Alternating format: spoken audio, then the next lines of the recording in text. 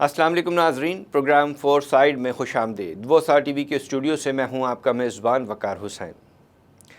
درد دل رکھنے والے اب یہ کہنے پر مجبور ہو گئے ہیں کہ مہذب دنیا اخلاقیات کے اصولوں کو فراموش کر چکی ہے۔ انسانیت کی تذلیل اور بڑے پیمانے پر انسانی جانوں کے ضیاع کے باوجود سپر پاور اور عالمی طاقتوں کی مجرمانہ خاموشی کے نتیجے میں نفرتیں جنم لے رہی ہیں۔ اس سے بھی زیادہ افسوسناک امر یہ ہے کہ ہزاروں اموات اور مسلسل خون ریزی کو رکوانے کے لیے اس وقت کوئی محمد بن قاسم نہ سہی، کوئی صلاح الدین ایوبی نہ سہی، مگر 57 اسلامی ممالک پر مشتمل OIC سلامتی کونسل پر مل کر اتنا دباؤ تو ڈال سکتی ہے کہ وہ فلسطین کی طرف امن فوج بھیجے، لیکن معدنیات سے مالا مال ممالک ہونے کے باوجود اپنے آپ کو گروی رکھنے والے ممالک کے کرتا دھرتا یاد رکھیں کہ جب تاریخ لکھی جائے گی تو ان کا کبھی بھی اچھے لفظوں میں ذکر نہیں ہوگا۔ بہرحال اسلامی دنیا غزہ میں امن دستہ بھیجنے کی جرت سے آ رہی ہے، لیکن مغرب میں فلسطین کی حمایت میں روز بروز سڑکیں کھچا کھچ بھر رہی ہیں، اور ایسا محسوس ہوتا ہے کہ وہ دن دور نہیں کہ جب ان کے اپنے ہی لوگ جنگ کے فیصلے سے دستبردار ہوتے ہوئے گھٹنے ٹیکنے پر مجبور کر دیں گے۔ پروگرام میں ان موضوعات پر گفتگو کرنے کے لیے ہمارے ساتھ موجود ہیں ٹیکساس سے سینئر تجزیہ کار مسعود عبدالی صاحب۔ ان سے گفتگو کا آغاز کریں گے مگر ایک چھوٹے سے وقفے کے بعد۔ Welcome back. وقفے سے پہلے ہم بات کر رہے تھے بین الاقوامی بدلتی صورتحال کی۔ پروگرام کو جوائن کرنے پر مسعود عبدالی صاحب کو خوش آمدید کہتے ہیں۔ عبدالی صاحب، امریکہ ایک طرف فلسطینیوں کی اموات پر افسوس کا اظہار کرتا ہے، لیکن دوسری طرف اسرائیل کے ساتھ برابر بھی نظر آتا ہے۔ ان دونوں رویوں کو سامنے رکھتے ہوئے آپ کی نظر میں آخر امریکہ کی پالیسی کیا ہے؟ امریکہ نے اسلحے کی فراہمی کے لیے ان کو یعنی کوئی قید نہیں ہے، وہ مسلسل اسلحہ فراہم کر رہے ہیں۔ اور دیکھیں آج بھی عجیب سی بات ہے کہ آج ابھی تھوڑی دیر پہلے صدر بائیڈن نے فرمایا کہ میں نے ابھی بڑی تفصیل سے بات کی ہے نیتن یاہو سے، اور میں نے ان کو کہا کہ دیکھیں انسانی جانوں کو نقصان نہیں ہونا چاہیے، یہ خود ہی فرمایا انہوں نے، لیکن میں نے اس سے سیز فائر کی بات نہیں کی۔ یعنی یہ عجیب سی بات ہے کہ امریکہ جو دنیا بھر میں جو ہے جب بھی جنگ ہوتی کہیں پر بھی سب سے پہلے سیز فائر کی بات کی جاتی ہے، جنگ بندی کی بات کی جاتی ہے، اور یہاں عالم یہ ہے کہ یہ جو مغربی طاقتیں وہ جنگ بندی کے مخالف ہیں۔ ابھی کچھ دن پہلے ایک مضمون شائع ہوا ہے برطانیہ کے ایک جریدے میں، برطانوی وزیر اعظم اور ان کی جو ہم منصب تھیں جرمن کی، انہوں نے مضمون میں لکھا، انہیں بڑا صاف صاف لکھا ہوا ہے کہ فوری طور پر جنگ بندی بہت ضروری ہے، لیکن ہم جنگ بندی کی حمایت نہیں کرتے۔ مطلب یہ کون سا جملہ ہوا ہے؟ یہ تو کوئی بھی یعنی سفارتکار ایسی بات نہیں کر سکتا ہے۔ بات ہے امریکہ وہ چاہتا ہے، یہ اسرائیل چاہتا ہے، کیونکہ بالکل طے بات ہے۔ خود کئی بار امریکی وزیر دفاع نے کہا ہے کہ ہم ڈکٹیٹ نہیں کر سکتے اسرائیل کو، اور اسرائیل وہی کرے گا جو وہ اپنے لیے بہتر سمجھتا ہے۔ اور اس کے بارے میں اسرائیلی وزیر اعظم کہہ چکے ہیں کہ ہمارا جو ہدف ہے وہ یہ کہ ہم حماس کو ختم کرنا چاہتے ہیں، اور اس کو ہم غیر عسکری علاقہ بنانا چاہتے ہیں، اور اس کے بعد ہم چاہتے ہیں کہ ہم پر کوئی خطرہ یعنی غزہ سے ہم پر کسی قسم کا دوبارہ حملہ نہ ہو سکے۔ تو ان کی جو حکمت عملی ہوتا ہے واضح کہ وہ یعنی حماس کو ختم کرنا تو خیر یعنی ممکن نہیں ہے ان کے لیے، لیکن وہ چاہتے ہیں کہ سارے اچھا وہاں پر ظاہر سی بات ایک مہم بھی چلی ہوئی ہے، بہت سے جو انتہا پسند ان کے ہیں وہ کہہ رہے ہیں کہ flat Gaza is the best Gaza, یعنی بالکل اس کو مسمار کر دیا جائے، وہی سب سے اچھا غزہ ہو سکتا ہے ہمارے لیے۔ تو یہ جو مسئلہ ہے وہ یہ کہ جو انتہا پسند ہیں وہ کسی بھی قسم کے جسے کہتے ہیں کمپرومائز کے لیے تیار نہیں ہیں، اور چونکہ جنگ یک طرفہ ہے، یک طرف ان معاملے میں کہ فلسطینی جو ہیں وہ فضائی حملے کا دفاع نہیں کر سکتے، اور اس وقت دنیا میں کوئی ایسی طاقت نہیں جو ان کا ہاتھ روک سکے۔ تو اس لیے مجھے لگ رہا ہے کہ یہ یعنی جنگ جو ہے وہ اس سال کے اختتام، مجھے نہیں لگتا کہ اس سال کے اختتام سے پہلے ہم کوئی اچھی خبر سن سکیں گے۔ اب تو اسرائیلی شہری بھی نیتن یاہو سے مسلسل جنگ بندی کا مطالبہ کر رہے ہیں، لیکن اس کے باوجود اسرائیل عارضی جنگ بندی سے زیادہ کچھ اور کرنے پر آمادہ نہیں۔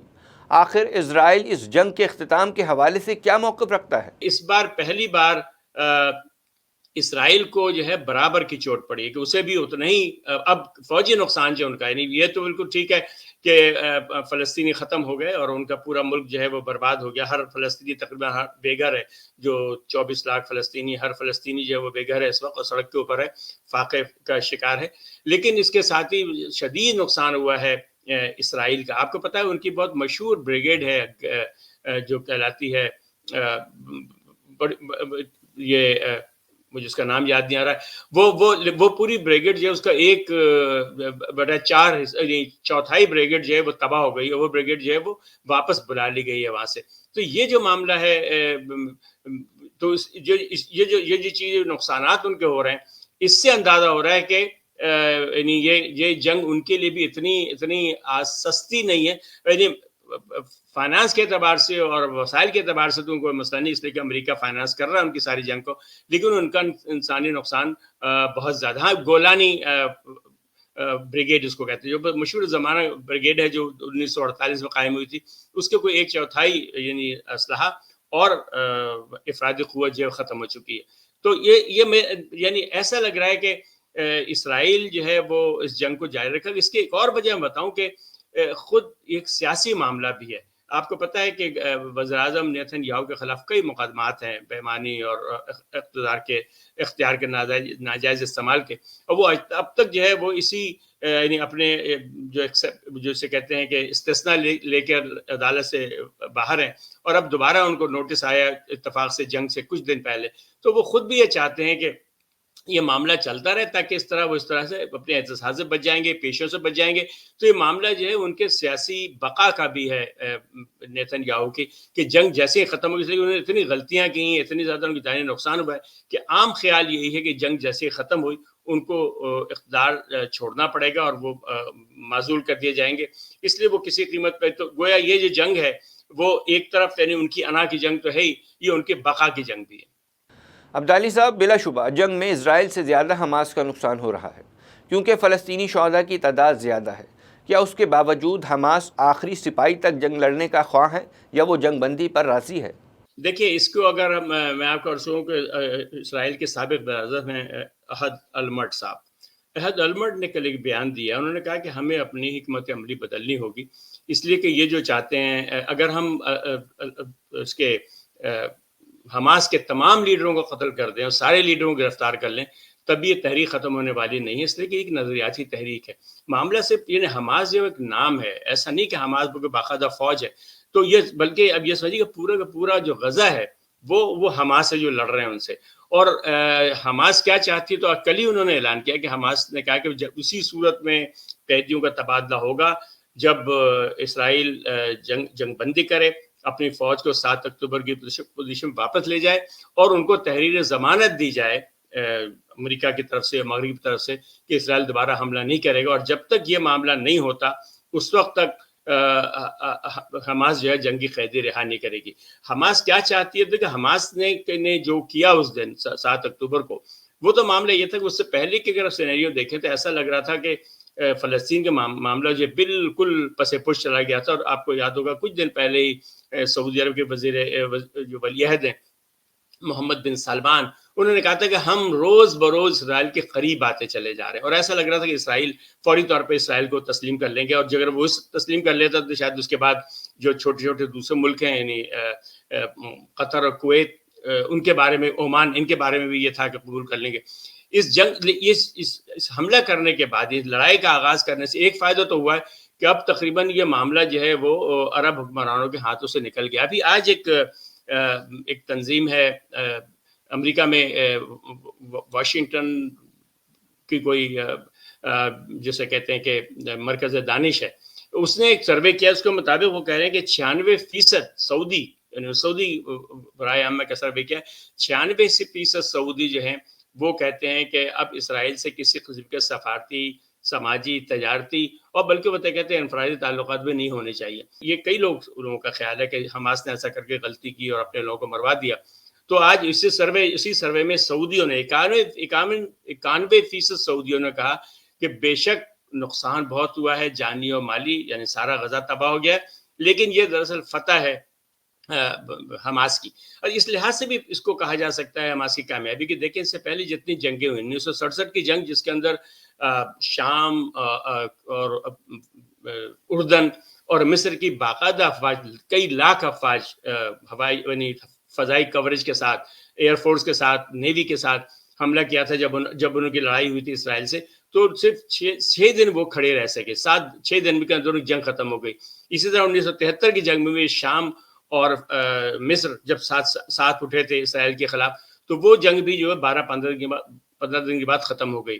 جبکہ یہ جو جنگ ہے آپ دیکھیں 7 اکتوبر کو شروع ہے, آج 11واں ہفتہ ہے, یعنی 11واں ہفتہ ہونے کے باوجود کو 3 مہینے ہونے کو آیا ہے اور وہ ابھی تک ثابت قدم ہے, اپنے پیروں پہ کھڑے ہوئے ہیں.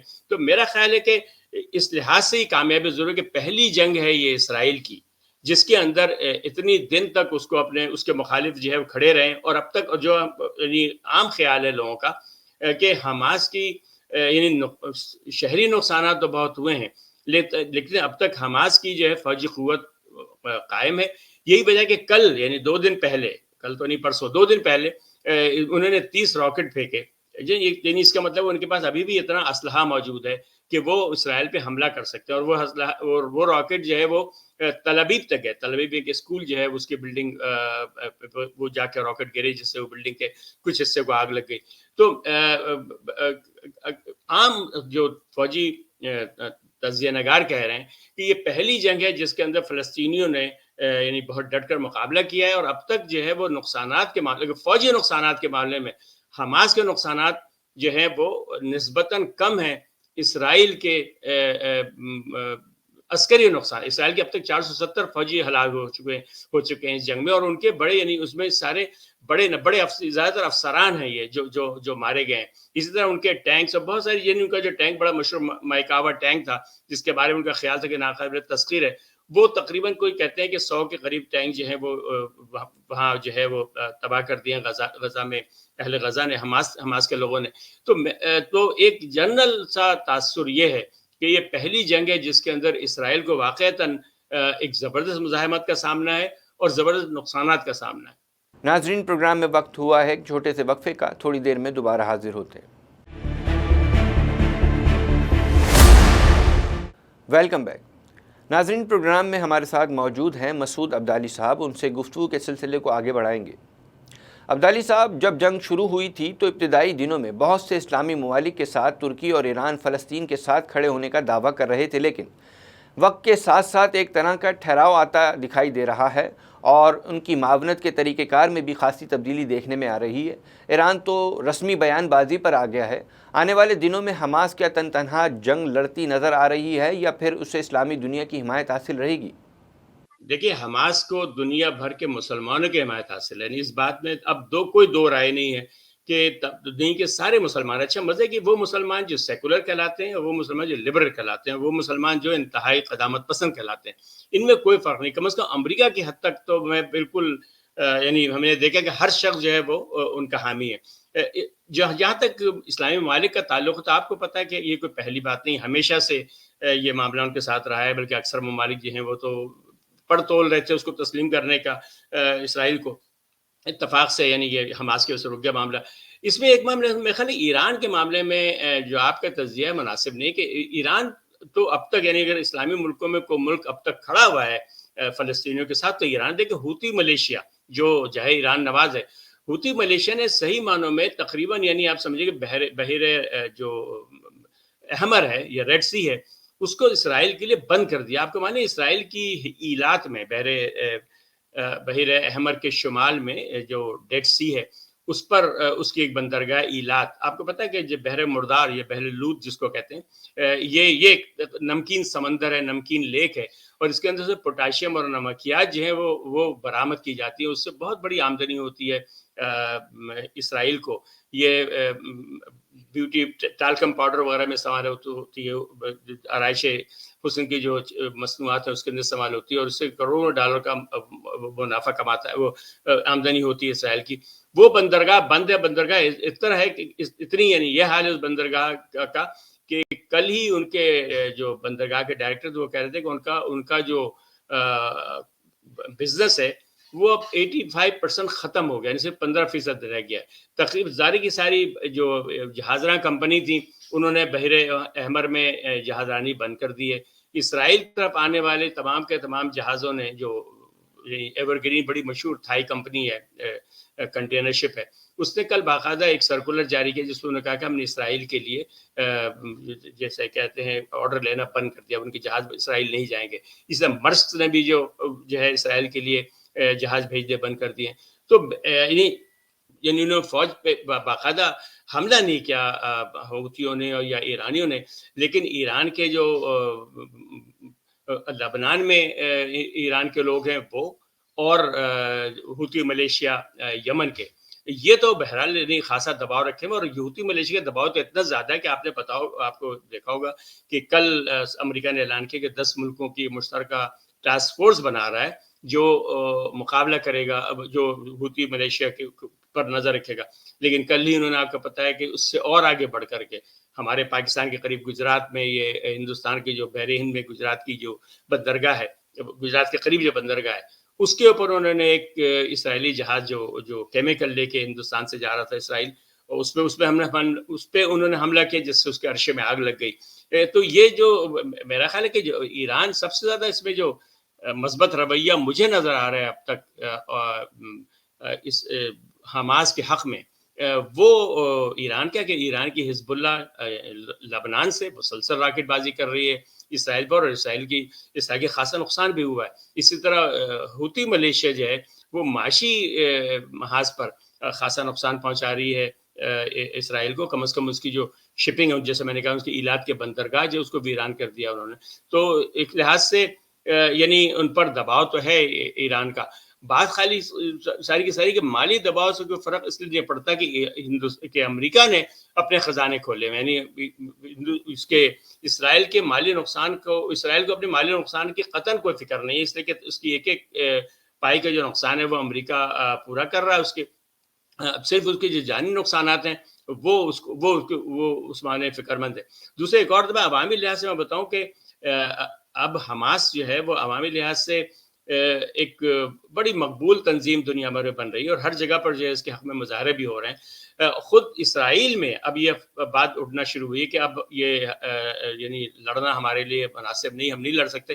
وہاں بڑے بڑے مظاہرے ہو رہے ہیں کہ ہمارے قیدیوں کو واپس لایا جائے، اور بلکہ انہوں نے کہا بھی ہے کہ انہوں نے کل مظاہرے میں ایک خاتون تقریر کر رہی تھی، میں نے سنا، وہ کہہ رہی تھی کہ تم نے طاقت کے ذریعے قیدیوں کو چھڑانے کی کوشش کی جس میں تم ناکام رہے، اور خود تمہارے اپنی فائرنگ سے 3 فوجی ہمارے مارے گئے. تو میرا خیال ہے کہ اب امن کو موقع دینا چاہیے. اور جس طرح سے حماس کے لوگ یعنی پرعزم ہیں، یعنی آپ دیکھا کہ اس وقت انہوں نے عارضی جنگ بندی مسترد کر دی کہ ہم عارضی جنگ بندی نہیں کریں گے. اس سے اندازہ ہوتا ہے کہ وہ سیاسی طور پر بھی خاصے مضبوط ہیں اور عسکری طور پر بھی ان کی قوت یعنی ختم نہیں ہو سکتا ہے. متاثر ہوئی ہو، ظاہر سے اتنی بڑی جنگ ہو رہی ہے تو ان کے لوگ بھی بڑی تعداد میں مارے گئے ہوں گے، لیکن ایسا لگتا ہے کہ وہ ابھی یعنی ایسا مقام نہیں آیا کہ جہاں پر وہ یعنی جسے کہتے ہیں پسپائی اختیار کریں یا ہتھیار ڈال دیں. دنیا بھر کی طرح امریکہ میں بھی اب بڑی تعداد میں مظاہرین سڑکوں پر آ کر جنگ بندی کا مطالبہ کرتے نظر آ رہے ہیں، اور مظاہرین کے شرکاء کی بڑی تعداد وہ ہے جو بائیڈن کے طرز حکومت کے خلاف بھی ہے. بہت سے امریکی اسرائیل کی حمایت کو اچھی نظر سے نہیں دیکھتے. امریکہ میں انتخابات بھی زیادہ دور نہیں رہ گئے. انتخابات میں بائیڈن کو کتنا نقصان پہنچ سکتا ہے؟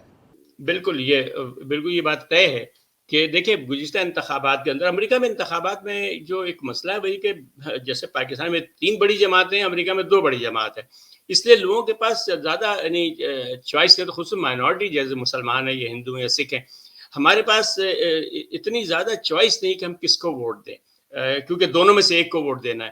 تو گزشتہ دفعہ اور گزشتہ کئی یعنی اس کے بعد سے جب سے 9/11 ہوا ہے، اس کے بعد سے مسلمانوں کی جو غالب اکثریت ہے وہ ریپبلکن اور ڈیموکریٹک پارٹی کو ووٹ ڈال رہی ہے.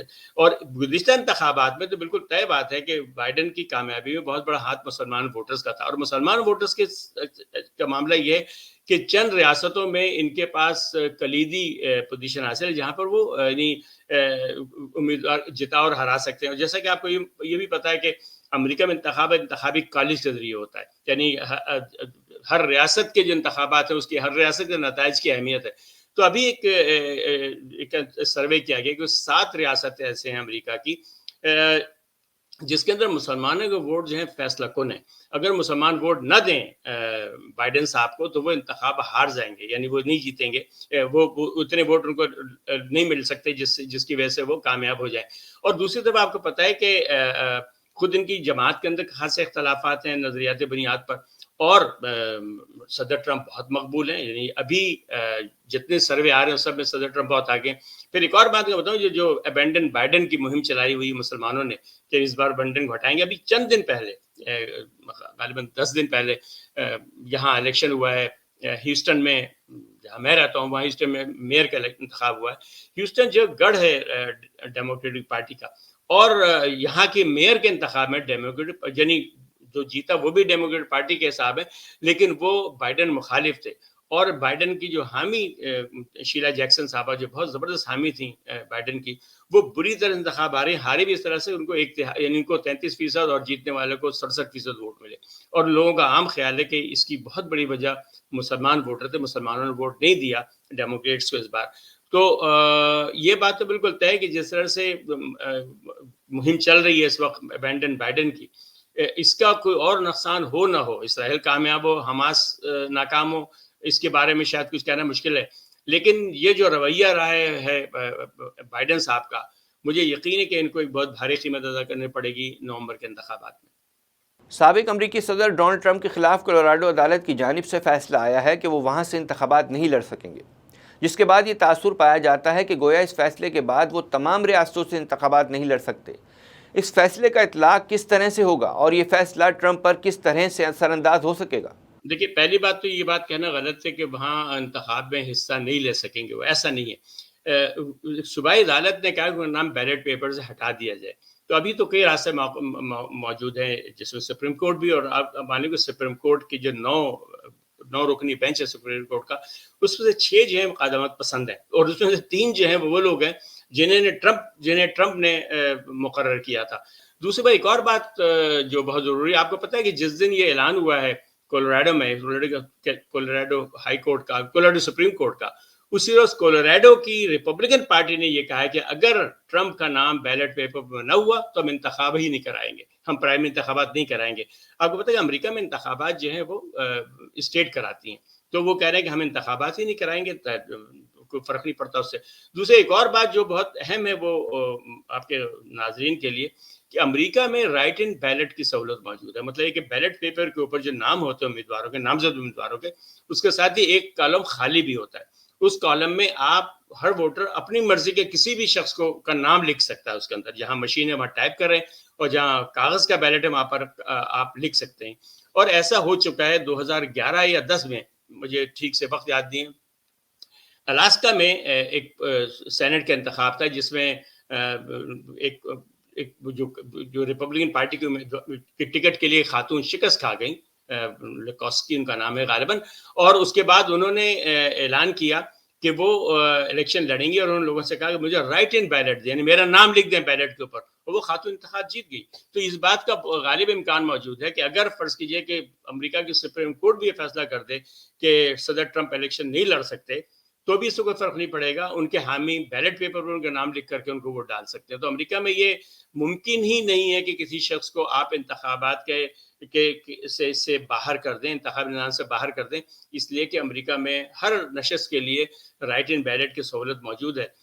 تو اور صدر اور جناب ٹرمپ اتنے مقبول ہیں کہ ان کے لیے رائٹ ان بیلٹ کے ذریعے بھی انتخاب جیتنا ناممکن نہیں ہوگا. یعنی اگر سپریم کورٹ جو ہے وہ کولوراڈو کے فیصلے کی توثیق کر دی, اور بہت ساری ریاستیں بھی صدر ٹرمپ کا نام, ڈونلڈ ٹرمپ کا نام جو ہے وہ بیلٹ پیپر سے نکال دیں, اور فائنل جو بیلٹ پیپر اس پہ ان کا نام نہ بھی ہو ریپبلکن پارٹی کے امیدوار کی حیثیت سے یا امیدوار کی حیثیت سے, تو لوگ رائٹ ان بیلٹ کے ذریعے ان کو ووٹ دے سکتے ہیں. تو امریکہ میں کسی شخص کو انتخابی نظام سے باہر رکھنا ممکن ہی نہیں ہے. حتیٰ کہ یہ بھی ہوا ہے کہ جو قید لوگ ہیں جن پر جرم ہے, جو قانونی طور پر ووٹ ڈالنے کے اہل نہیں ہیں, ان کا نام بھی بیلٹ پیپر لکھا جا سکتا ہے. یعنی کہ اگر صدر ٹرمپ کو سزا ہو جائے فرض کیجیے اگلے 3-4-5 مہینے کے دوران ان کے اوپر ان کے اوپر بہت سارے الزامات ہیں، جس میں غداری بھی ہے، دشمن سے ساز باز بھی ہے، انتخابی نتائج کو بدلنے کی سازش بھی ہے، جس کے اندر ان کو 15 سے 20 سال کی سزا بھی ہو سکتی ہے۔